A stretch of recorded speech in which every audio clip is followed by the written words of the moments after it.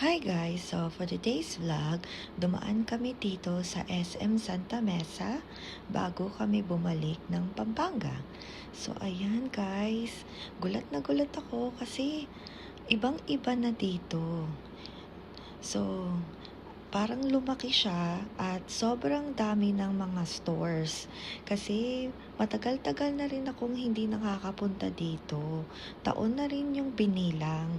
So kaya tignan nyo naman guys, sobrang lawak at ang dami-daming shops. So ayan, ikot-ikot kami, lakad-lakad. So dadaan muna kami din dito sa Watson kasi may gustong bilhin si G-Style. So, ayan guys.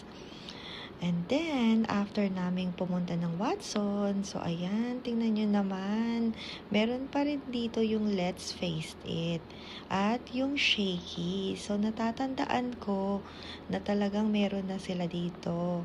Ayan, at yung Max. Ayan. So, tuwang-tuwa ako nung nakabalik ako dito sa SM Santa Mesa. So, comment down below kung namamasyal kayo dito sa SM Santa Mesa.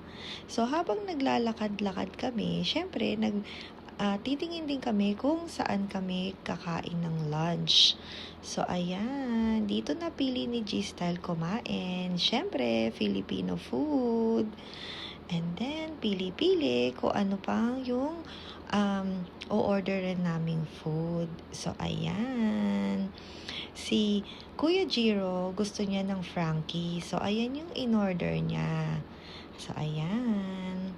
And then, ito naman yung sa akin, yung palabok. At meron din kaming kare-kare.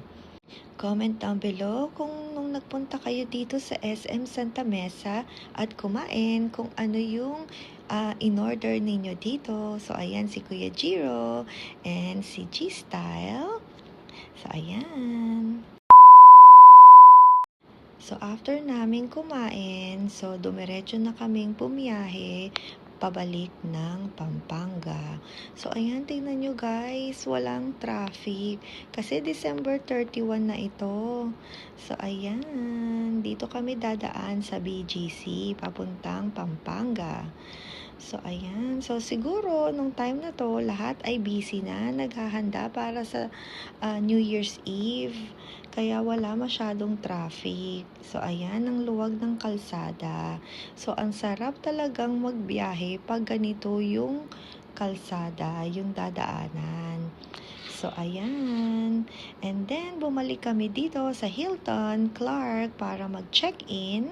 So, ayan na si G-Style. Punta na kami sa aming room. So, ayan guys. So, talagang nagustuhan namin dito sa Hilton Clark. So, ayan. Napakalaki netong Hilton Clark. So, paikot-ikot. So, ayan. Ito na yung toilet. So, ayan. So, bali isang room lang yung kinuha namin kasi ako lang, si G-Style, tsaka si Kuya Jiro.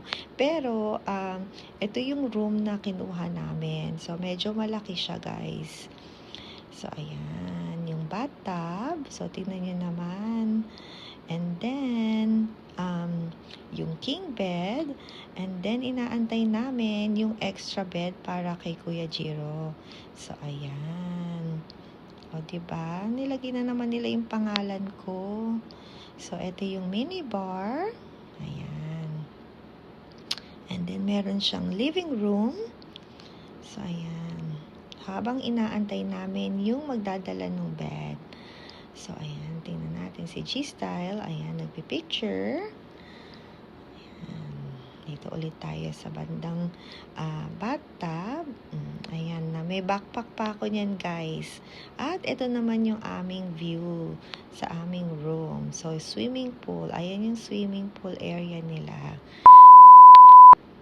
So, ayan. Nagsimula na silang magpa-fireworks dito sa labas ng bahay ni Ate Nora.